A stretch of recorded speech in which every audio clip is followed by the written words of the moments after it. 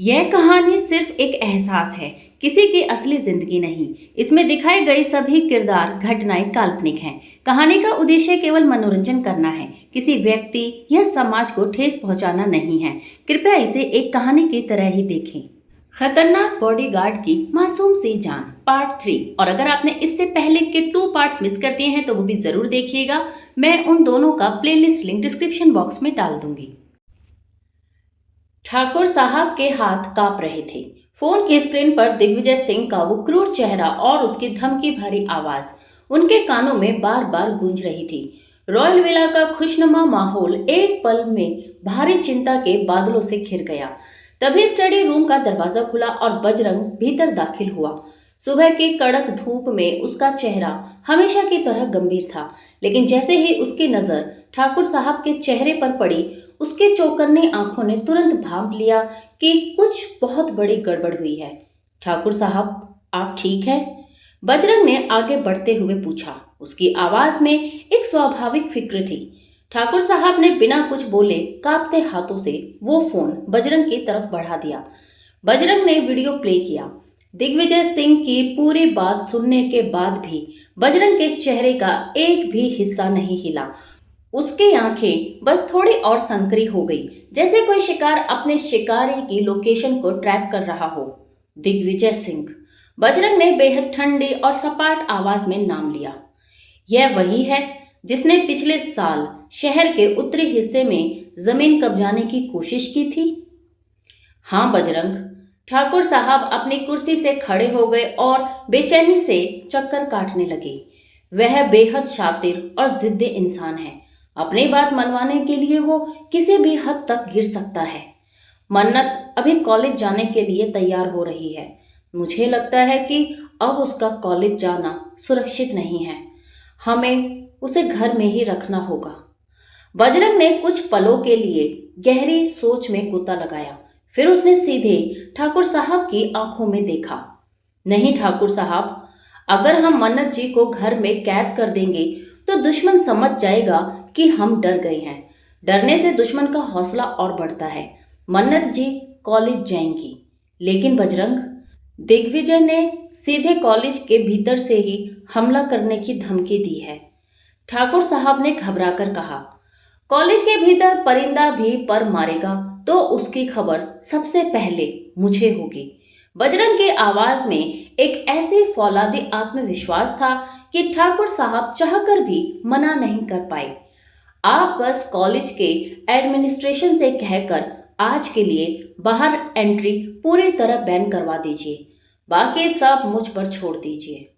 सुबह के 9 बज रहे थे। एसयूवी गाड़ी हाईवे पर दौड़ रही थी। आज गाड़ी का माहौल कल जैसा हल्का नहीं था। मन्नत फ्रंट सीट पर बैठी बार बार बजरंग को देख रही थी। बजरंग ने आज पूरे स्लीव्स की ब्लैक शर्ट पहनी थी, जिसके कफ सलीके से बंद थे। कल रात जो मन्नत ने उसके होठ के पास हल्दी का लेप लगाया था, उसकी हल्दी का पीलापन अब भी दिख रहा था, जिसने जख्म को काफी हद तक छुपा दिया था। मन्नत ने एक थर्मस और 2 छोटे कप अपने गोद में रखे थे।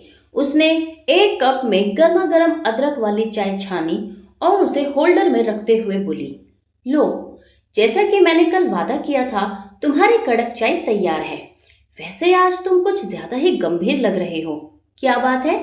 पापा ने फिर से कोई नया लेक्चर दिया क्या? बजरंग ने गाड़ी चलाते हुए चाय की भाप को महसूस किया। उसने बिना सड़क से नजर हटाए बहुत ही धीमे से कहा, चाय के लिए शुक्रिया मन्नत जी। आज कॉलेज में थोड़ा संभल कर रहिएगा। अपनी सहेलियों के साथ ही रहिएगा। अकेले कहीं मत जाइएगा। मन्नत ने चाय की चुस्की ली और शरारती अंदाज में मुस्कुराई। ओहो, तो आज सुबह सुबह ही मिस्टर बॉडीगार्ड मुझे हिदायतें दे रहे हैं? क्यों? कल रात जो मैंने तुम्हारी ढाल तोड़ी थी, उससे डर लग रहा है क्या? बजरंग चुप रहा। वह मन्नत को यह नहीं बताना चाहता था कि दिग्विजय सिंह नाम का एक साया उसके पीछे पड़ा है। वह मन्नत की इस बेबाक मुस्कान को किसी भी कीमत पर खोने नहीं देना चाहता था। गाड़ी जैसे ही सेंटर टेरेसा कॉलेज के गेट पर पहुंची, वहां का नजारा बिल्कुल बदला हुआ था। गेट पर 2 अतिरिक्त सुरक्षा गार्ड तैनात थे और हर एक छात्र का आईडी कार्ड कड़ाई से चेक किया जा रहा था। बिना वैलिड आईडी के किसी भी बाहरी गाड़ी या व्यक्ति को अंदर आने की इजाजत बिल्कुल नहीं थी। मन्नत गाड़ी से उतरी तो उसकी सहेली रिया दौड़ती हुई आई। मन्नत, सुना तुमने? आज कॉलेज में कोई बहुत बड़ा चेकिंग चल रहा है। प्रिंसिपल सर ने कहा है कि आज कोई भी बाहर वेंडर या कुरियर वाला भी अंदर नहीं आ सकता। मन्नत ने मुड़कर बजरंग को देखा, जो गाड़ी लॉक करके सीधे प्रिंसिपल ऑफिस की तरफ बढ़ रहा था। मन्नत समझ गई थी कि यह सब बजरंग का ही किया धरा है। चल छोड़ न रिया, ये मिस्टर रॉबर्ट का काम है। चलो क्लास में चलते हैं, मन्नत ने कहा। लेकिन उसका दिल लगातार बजरंग की उस चेतावनी के बारे में सोच रहा था। आज कॉलेज में थोड़ा संभल कर रहिएगा। दोपहर के 1 बजे तक सब कुछ बिल्कुल शांत रहा। क्लासेस सामान्य रूप से चल रही थी। बजरंग लगातार कॉलेज के सीसीटीवी कंट्रोल रूम और कॉरिडोर के चक्कर काट रहा था। उसके बाद जैसी नजरें हर एक सफाई कर्मचारी, स्टाफ और प्रोफेसर पर टिकी थी। तभी कॉलेज के पिछले हिस्से वाले ऑडिटोरियम की तरफ से एक अजीब सी हलचल शुरू हुई। ऑडिटोरियम इस वक्त खाली था क्योंकि वहां कोई फंक्शन नहीं था, लेकिन कॉलेज के बिजली विभाग के एक कर्मचारी के भेष में एक अजनबी शख्स, जिसके हाथ में एक बड़ा सा टूल बॉक्स था, धीरे से ऑडिटोरियम के स्टेज के पीछे वाले हिस्से में दाखिल हुआ। उसने अपने कान में लगे वायरलेस डिवाइस से कुछ फुसफुसाकर कहा, मैं अंदर आ चुका हूं, मेन स्विच बोर्ड के पास हूं। जैसे ही तुम कहोगे पूरे कॉलेज की बिजली काट दूंगा। उसके बाद अंधेरे में काम और भी आसान हो जाएगा। उधर कंट्रोल रूम में बैठे बजरंग की नजर अचानक स्क्रीन नंबर 4 पर पड़ी, जो ऑडिटोरियम के पिछले गेट को दिखा रही थी। उसने देखा कि बिजली विभाग का जो कर्मचारी अंदर गया है, उसकी चाल में कोई जल्दबाजी नहीं थी, बल्कि वो बेहद सधे हुए और पेशेवर कदमों से चल रहा था। एक असली कर्मचारी कभी इस तरह सतर्क होकर नहीं चलता। बजरंग का माथा ठनका। उसने तुरंत अपना वॉकी टॉकी उठाया। टीम ए, मन्नत जी की क्लास के बाहर पोजीशन लो, तुरंत। बजरंग खुद बिजली की रफ्तार से ऑडिटोरियम की तरफ भागा। जैसे ही वह ऑडिटोरियम के भारी दरवाजों को धकेल कर अंदर आया, पूरा हॉल अंधेरे में डूबा हुआ था। सिर्फ स्टेज के पीछे वाले हिस्से में हल्की सी रोशनी आ रही थी। बजरंग बिना कोई आहट किए अंधेरे में एक परछाई की तरह आगे बढ़ने लगा। तभी खट की एक आवाज हुई और पूरे कॉलेज की बत्ती गुल हो गई। कैंपस में अचानक बिजली कटने से छात्रों की हल्की सी शोर शराबे की आवाजें दूर दूर से आने लगी। ऑडिटोरियम के भीतर उस नकली कर्मचारी ने जैसे ही अपना काम पूरा करके मुड़ना चाहा, उसके ठीक पीछे एक विशाल और फौलादी साया खड़ा था। अंधेरे में सिर्फ बजरंग की जलती हुई आंखें दिखाई दे रही थी। काम खत्म हो गया हो तो टूल बॉक्स नीचे रख दो। बजरंग की भारी और ठंडी आवाज अंधेरे ऑडिटोरियम में गूंजी, जिससे उस शख्स की रीढ़ में एक सिहरन दौड़ गई। बिजली कटते ही पूरे सेंटा टेरेसा कॉलेज में एक हल्का सा हंगामा मच गया। क्लासेस में बैठे छात्र शोर मचाने लगे, लेकिन उस विशाल और शांत ऑडिटोरियम के भीतर का सन्नाटा किसी गहरे कुएं जैसा था। स्टेज के पीछे खड़े उस नकली बिजली कर्मचारी ने जैसे ही अपने ठीक पीछे बजरंग की वो ठंडी आवाज सुनी, उसके हाथ से औजार छूटने ही वाले थे। उसने बिना एक पल गवाए अपने टूल बॉक्स से लोहे का एक भारी रिंच निकाला और पीछे घूमकर पूरे वेग से अंधेरे में बजरंग पर वार कर दिया। लेकिन बजरंग इस तरह के उच्चक हमलों का उस्ताद था।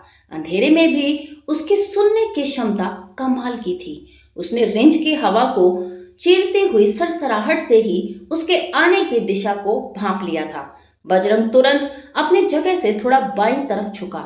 हमलावर का वार हवा में खाली गया। इससे पहले कि वो दोबारा संभल पाता, बजरंग ने आगे बढ़कर उसकी कलाई को इतने कड़क तरीके से दबोच लिया कि लोहे का रिंच फर्श पर गिरकर झनझना उठा। दिग्विजय सिंह ने तुम्हें सिर्फ बिजली काटने के लिए भेजा है या कोई और भी मकसद है? बजरंग ने उसकी कलाई को और कसते हुए बहुत ही धीमी आवाज में पूछा। छोड़ो मुझे। उस आदमी ने अपनी दूसरी कोहनी से बजरंग के पेट पर प्रहार करना चाहा, लेकिन बजरंग ने उसके दूसरे हाथ को भी ब्लॉक किया और उसे स्टेज की मजबूत दीवार से सटा दिया। तुम्हारी बैकअप टीम कहाँ है? बजरंग की आवाज में इस वक्त एक ऐसी कड़वाहट थी जो किसी के भी हौसले पस्त कर दे। उसी वक्त मन्नत की क्लास के बाहर बिजली जाने की वजह से प्रोफेसर क्लास से बाहर जाकर एडमिनिस्ट्रेशन से बात कर रहे थे। क्लास की सहेलियां खिड़की से बाहर झांक रही थी। मन्नत अपने सीट पर बैठी मोबाइल की स्क्रीन को देख रही थी, लेकिन नेटवर्क पूरी तरह गायब थे। उसका दिल एक अजीब सी बेचैनी से भर गया था। उसे सुबह बजरंग की कही बात बार बार याद आ रही थी। आज अकेले कहीं मत जाइए। रिया, मुझे थोड़ा अजीब सा लग रहा है, मैं जरा वॉशरूम होकर आती हूँ। मन्नत ने अपनी सहेली से कहा।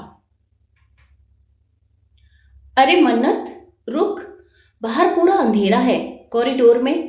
रिया ने पीछे से आवाज दी, लेकिन मन्नत तब तक क्लास से बाहर निकल चुकी थी।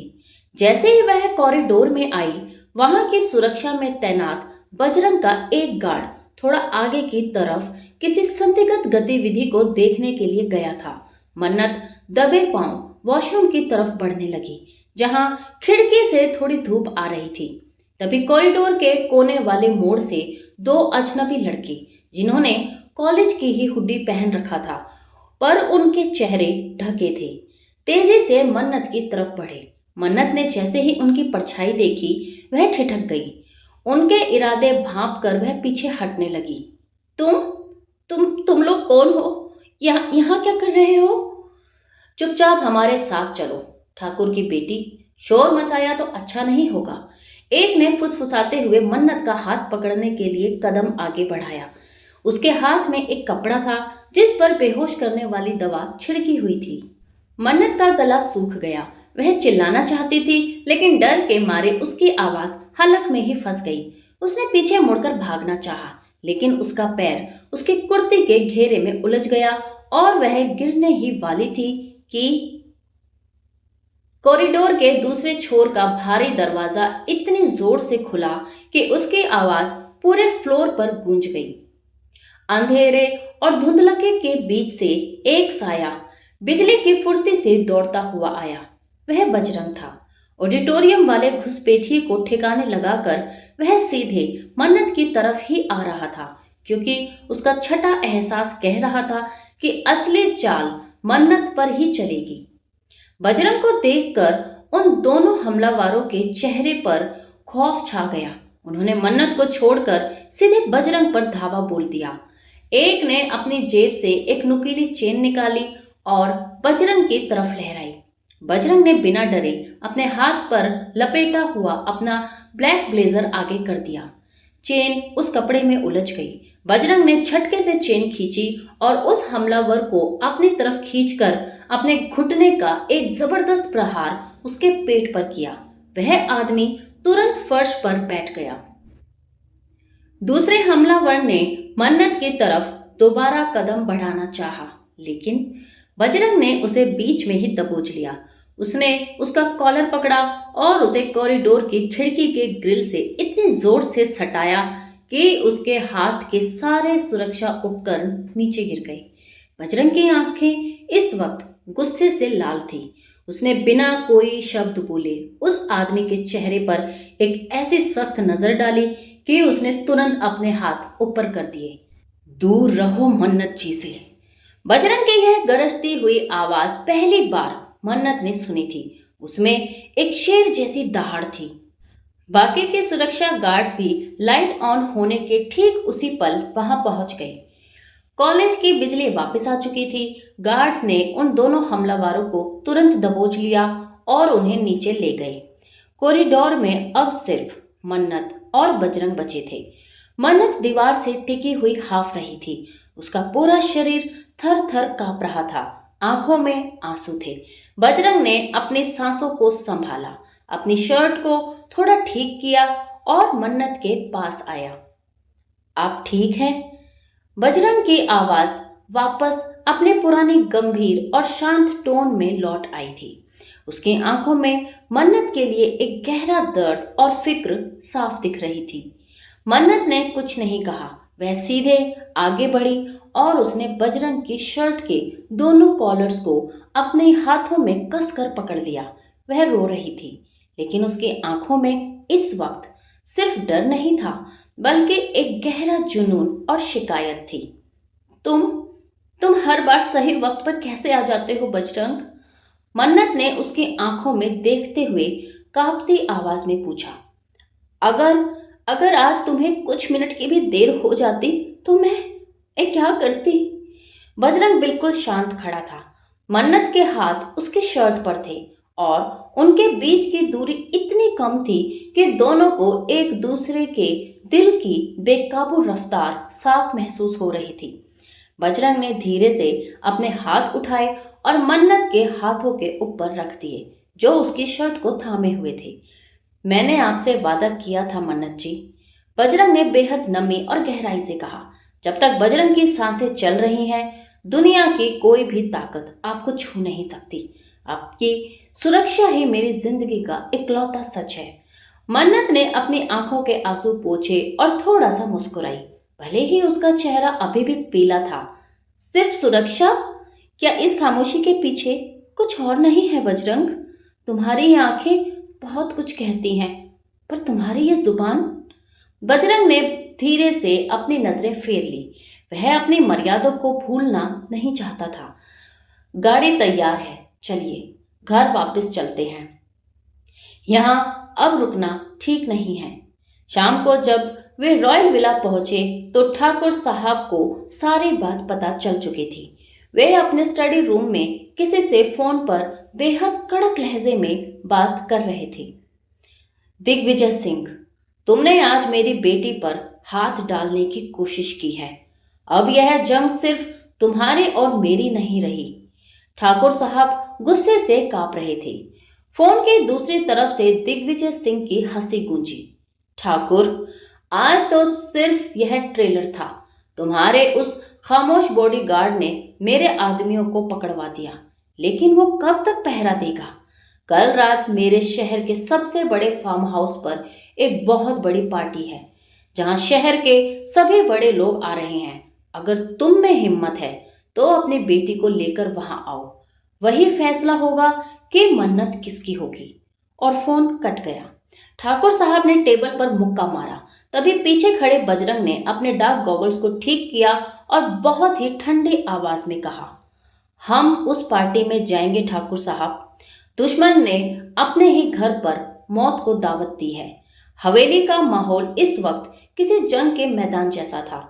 दिग्विजय सिंह का खुला चैलेंज ठाकुर साहब के स्वाभिमान और मन्नत की सुरक्षा दोनों पर एक बड़ी चोट थी। लेकिन इस बार बजरंग का इरादा कुछ अलग था। वह सिर्फ ढाल बनकर रुकने वाला नहीं था, बल्कि दुश्मन के घर में घुसकर उसकी हर एक चाल को नेस्तनाबूद करने की तैयारी में था। बजरंग, तुम होश में तो हो? ठाकुर साहब ने स्टडी रूम में टहलते हुए फिक्रमंद आवाज में कहा। दिग्विजय के फार्म हाउस पर जाना यानी सीधे शेर की मांद में कदम रखना है। वहां उसकी पूरी फोर्स होगी, उसके अपने लोग होंगे।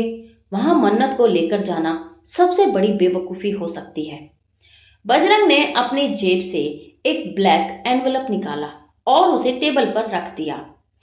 यह उसी पार्टी का वीआईपी इनविटेशन कार्ड था, जो उसकी टीम ने पहले ही अरेंज कर लिया था। बजरंग बोला, दुश्मन को लगता है कि हम डरकर छुप जाएंगे ठाकुर साहब। बजरंग की आंखों में एक शातिर शिकारी जैसी चमक थी। वह मन्नत जी को हवेली या कॉलेज से अगवा करने की ताक में है, क्योंकि वहां उसे छुपकर वार करना पड़ता है। लेकिन जब हम उसके सामने उसके अपने घर में पूरी शान से खड़े होंगे तो उसका दिमाग काम करना बंद कर देगा। और जब दुश्मन का दिमाग भटकता है तो उसकी हार तय होती है। ठाकुर साहब ने बजरंग के इस कड़क और आत्मविश्वास से भरे चेहरे को देखा। वे जानते थे कि बजरंग का हर फैसला स्टिक होता है। ठीक है बजरंग, लेकिन तुम वहां मन्नत के बॉडीगार्ड बनकर जाओगे तो दिग्विजय के आदमी तुम्हें गेट पर ही घेर लेंगे। बजरंग के होठों पर एक बहुत ही हल्की रहस्यमयी मुस्कान आई। मैं वहां मन्नत जी का बॉडीगार्ड बनकर नहीं जाऊंगा ठाकुर साहब।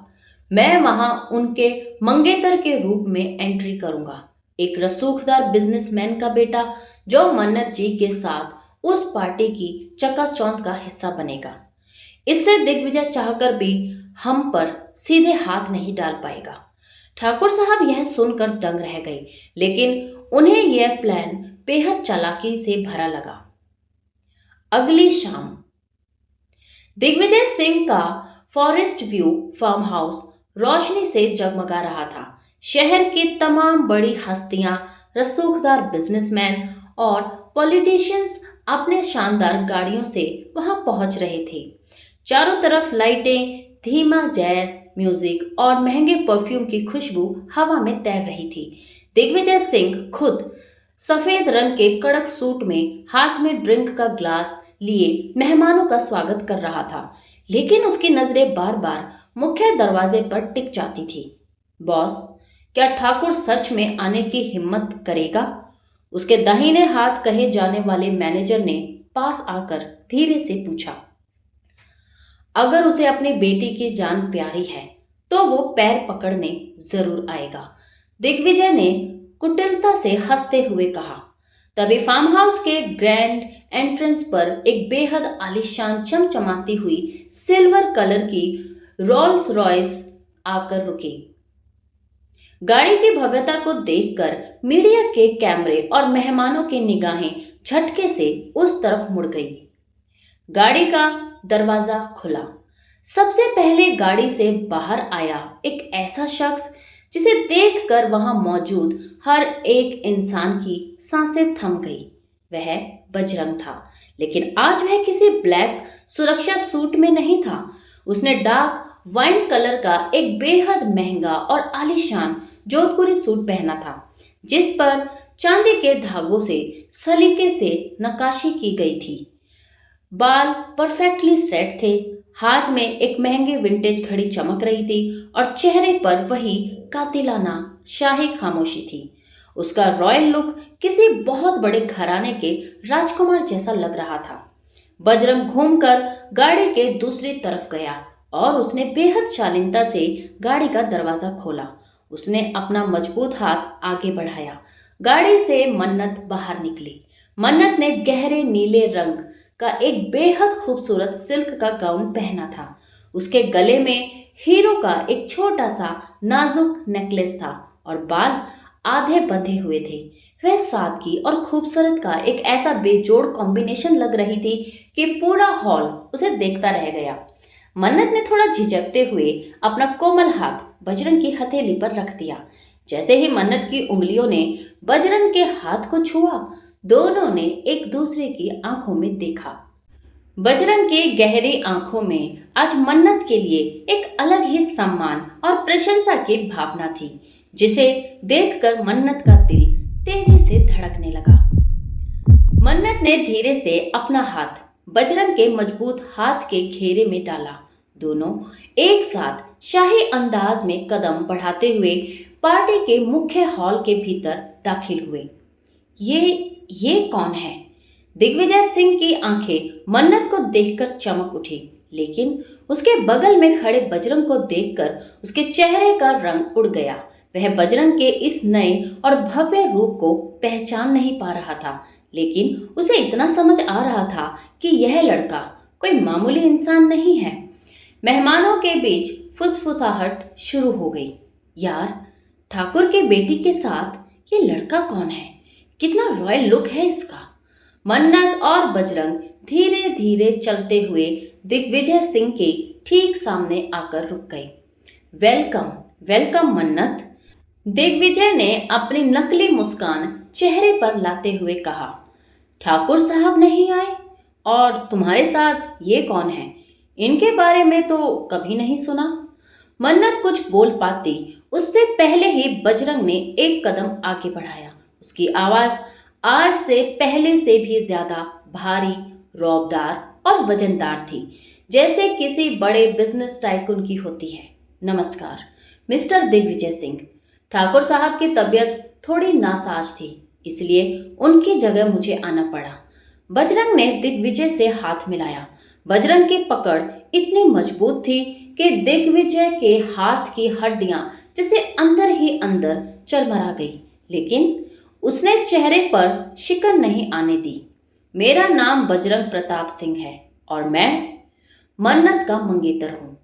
बजरंग ने बेहद सहजता से मन्नत की कमर पर अपना हाथ रखा और उसे अपने थोड़ा करीब खींच लिया। मन्नत ने जैसे ही मंगेतर शब्द बजरंग के मुंह से सुना और उसके मजबूत बाह का घेरा अपनी कमर पर महसूस किया, उसके पूरे बदन में एक सिहरन दौड़ गई। वो कुछ पल बस बजरंग को देखती रह गई, जैसे उसके दिल ने पहली बार इस रिश्ते को सच मान लिया हो। दिग्विजय के पैरों तले जमीन खिसक गई। उसने जो जाल बिछाया था वह मन्नत को अकेला पाकर अगवा करने का था, लेकिन यहाँ तो मन्नत एक ऐसे रसूखदार इंसान के साथ आई थी जो खुद एक बड़ी ढाल बनकर खड़ा था। ओह मंगेतर, ठाकुर ने इतनी बड़ी बात छुपा कर रखी। दिग्विजय ने दांत पीसते हुए कहा, खैर, पार्टी का लुत्फ उठाइए। यहाँ बहुत कुछ ऐसा है जो आपने पहले कभी नहीं देखा होगा। बिल्कुल दिग्विजय जी, हम भी यहाँ वही देखने आए हैं जो आपने आज तक छुपा कर रखा है। बजरंग ने सीधे उसकी आंखों में देखते हुए एक गहरा डबल मीनिंग डायलॉग मारा। पार्टी आगे बढ़ी। जैज म्यूजिक के धुन पर कुछ कपल्स डांस फ्लोर की तरफ बढ़ रहे थे। बजरंग और मन्नत पार्टी के एक कोने में खड़े थे, जहां से पूरे हॉल पर नजर रखी जा सकती थी। बजरंग का हाथ अभी भी मन्नत की कमर पर बेहद सलीके से टिका हुआ था, मानो वह पूरी दुनिया को बता रहा हो कि इस लड़की के पास आने की गलती भी मत करना। बजरंग, मन्नत ने बहुत धीरे से फुसफुसाया। उसका चेहरा बजरंग के कंधे के पास था। जी मन्नत जी। बजरंग ने बिना अपनी नजरें हॉल से हटाए कहा, तुम इस जोधपुरी सूट में बिल्कुल भी बॉडीगार्ड नहीं लग रहे हो। और तुमने जो वो मंगेतर वाली बात कही, मेरा दिल सचमुच रुक गया था। मन्नत ने अपनी बड़ी बड़ी आंखें उठाकर सीधे उसके चेहरे को देखा। क्या क्या वो सिर्फ इस नाटक का हिस्सा था या तुम्हारे दिल में भी? बजरंग ने धीरे से अपनी नजरें घुमाई और मन्नत की आंखों में देखा। इस चकाचौंध के बीच उन दोनों के बीच की केमिस्ट्री किसी भी फिल्म के रोमांटिक सीन से ज्यादा इंटेंस थी। कुछ खामोशियां ऐसी होती हैं मन्नत जी, जिन्हें लफ्जों की जरूरत नहीं होती। बजरंग ने बेहद धीमी और रूहानी आवाज में कहा। तभी डांस फ्लोर पर पार्टनर बदलने का अनाउंसमेंट हुआ और लाइटें थोड़ी धीमी हो गई। दिग्विजय सिंह दूर खड़ा अपने मैनेजर को एक गुप्त इशारा कर रहा था। मैनेजर ने चुपके से दो आदमियों को फार्म हाउस के बैकयार्ड की तरफ भेजा, जहां इस पार्टी की मुख्य बिजली और सुरक्षा का कंट्रोल पैनल था। हॉल की लाइटें अब और भी मदहोश करने वाली नीली और सुनहरी रोशनी में बदल चुकी थी। बैकग्राउंड में एक बेहद खूबसूरत और धीमा रोमांटिक वायलिन का म्यूजिक गूंजने लगा था। डांस फ्लोर पर कई हाई प्रोफाइल कपल्स एक दूसरे का हाथ थामे बेहद सलीके से थिरक रहे थे। मन्नत ने अपनी नजरें दिग्विजय सिंह से हटाई और सामने डांस फ्लोर को देखने लगी। उसकी आंखों में एक अजीब सी ख्वाहिश जाग उठी थी। उसने अपनी वाइन कलर के जोधपुरी सूट से सजे मंगेतर यानी बजरंग की तरफ देखा, जो अभी भी किसी मुस्तैद बाज की तरह पूरे हॉल का मुआयना कर रहा था। मिस्टर मंगेतर, मन्नत ने उसकी शर्ट के स्लीव्स को अपनी नाजुक उंगलियों से धीरे से खींचा। बजरंग ने अपनी गहरी नजरें मन्नत के खूबसूरत चेहरे पर टिकाई। जी मन्नत जी, कोई गड़बड़ दिखी क्या? मन्नत ने चिढ़कर अपना मुंह फुलाया। तुम्हें 24 घंटे सिर्फ गड़बड़, दुश्मन और सुरक्षा ही क्यों सोचती है? जरा सामने देखो, सब डांस कर रहे हैं और चूंकि तुमने पूरी दुनिया के सामने मुझे अपने मंगेतर घोषित कर दिया है, तो क्या इस मंगेतर को एक डांस करने का हक नहीं है? बजरंग के चेहरे पर हमेशा की तरह एक गंभीर लकीर उभरी। मन्नत जी, मैं यहाँ अपनी ड्यूटी पर हूँ। डांस फ्लोर पर जाने से मेरा ध्यान भटक सकता है। Oh please! मन्नत ने उसके सामने आकर रास्ता रोका और अपनी दोनों आंखें नचाते हुए बोली, अगर तुमने मेरे साथ डांस नहीं किया तो मैं अकेले ही वहां चली जाऊंगी। फिर मत कहना कि कोई दूसरा आकर मेरा हाथ थाम रहा था। और वैसे भी वहां कई रसूखदार लड़के मुझे ही देख रहे हैं। बजरंग की आंखें मन्नत की बात सुनते ही संकुचित हो गई। उसके भीतर का रक्षक और उसका छुपा हुआ प्रेमी एक पल में जाग उठा। उसने उन लड़कों की तरफ देखा जो वाकई मन्नत की खूबसूरती को निहार रहे थे। बजरंग के फौलादी सीने में अचानक एक अजीब सी कड़वाहट खुली। आप कहीं अकेले नहीं जाएंगी, बजरंग ने भारी और कड़क आवाज में कहा। तो फिर चलो। मन्नत ने अपना दायां हाथ उसकी तरफ बढ़ा दिया। उसकी आंखों में एक शरारती जीत की चमक थी। बजरंग ने एक गहरी सांस ली। उसने चारों तरफ देखा। इस वक्त दिग्विजय के आदमी शांत थे। उसने अपनी मर्यादा और ड्यूटी की दीवार को कुछ पलों के लिए ढीला किया। उसने अपना बड़ा मजबूत हाथ आगे बढ़ाया और मन्नत की मखमली हथेली को अपने कब्जे में ले लिया। जैसे ही दोनों ने डांस फ्लोर पर कदम रखा, मानो पूरी महफिल की नजरें उन दोनों पर टिक गई। बजरंग ने बेहद सलीके और सम्मान के साथ अपना बायां हाथ मन्नत की नाजुक कमर पर रखा। मन्नत ने अपना दूसरा हाथ बजरंग के चौड़े मजबूत कंधे पर टिका दिया। दोनों के बीच की दूरी अब ना के बराबर थी। जैसे ही म्यूजिक की धुन तेज हुई, बजरंग ने मन्नत को बेहद सहजता से अपने साथ थिरकाना शुरू किया। मन्नत यह देखकर हैरान रह गई कि जो इंसान सिर्फ बंदूक और दाव पेच जानता है, उसके कदम डांस फ्लोर पर इतने सधे हुए और परफेक्ट कैसे हो सकते हैं। तुम्हें तो बहुत अच्छा डांस करना आता है बजरंग प्रताप सिंह जी, मन्नत ने उसकी आंखों में आंखें डालकर फुसफुसाते हुए कहा। क्या यह भी तुम्हारी सुरक्षा ट्रेनिंग का हिस्सा था? बजरंग ने मन्नत को धीरे से एक घुमाव दिया, जिससे मन्नत का गाउन हवा में लहराया और वह वापस आकर सीधे उसके सीने से टकराई। बजरंग की सांसें मन्नत के चेहरे को छू रही थी। जब दुश्मन के साथ साए की तरह रहना हो मन्नत जी, तो उसके हर कदम के साथ कदम मिलाना सीखना पड़ता है। डांस भी बस कदमों का तालमेल ही है, बजरंग ने बेहद धीमी आवाज में जवाब दिया। मन्नत हंस पड़ी, एक ऐसी सुरीली हंसी जिसने बजरंग के दिल के सारे तारों को झंकृत कर दिया। तुम सच में सुधर नहीं सकते, हर चीज में लॉजिक और ट्रेनिंग ले आते हो। अच्छा सुनो, एक शर्त लगाते हैं। शर्त? बजरंग ने अपनी भौहें उठाई।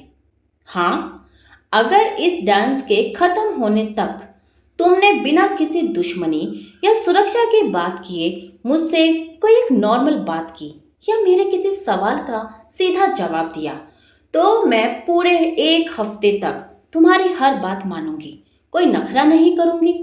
मन्नत ने अपनी उंगली से उसके सूट के बटन को धीरे से छूते हुए कहा। और अगर मैं नहीं बोला तो? बजरंग ने पूछा। तो तुम्हें कल सुबह मेरे लिए अपने हाथों से नाश्ता बनाना होगा, और हाँ, उस पर एक स्माइली फेस भी बनाना होगा। मन्नत ने शरारत से अपनी नाक सिकोड़ी। बजरंग ने मन्नत के इस चुलबुले अंदाज को देखा। इस गहरी और गंभीर महफिल के बीच मन्नत की यह मासूमियत उसके लिए किसी ठंडी हवा के झोंके जैसी थी। उसने मन्नत को थोड़ा और अपने करीब खींचा, जिससे मन्नत के दिल की रफ्तार एकदम से बढ़ गई। शर्त मंजूर है, बजरंग ने सीधे मन्नत की आंखों की गहराइयों में देखते हुए कहा। तो पूछिए, क्या पूछना है? क्या सच में बजरंग के दिल में मन्नत के लिए मोहब्बत है, या फिर ये मंगेतर वाला रिश्ता सिर्फ एक मिशन का हिस्सा है? To be continued.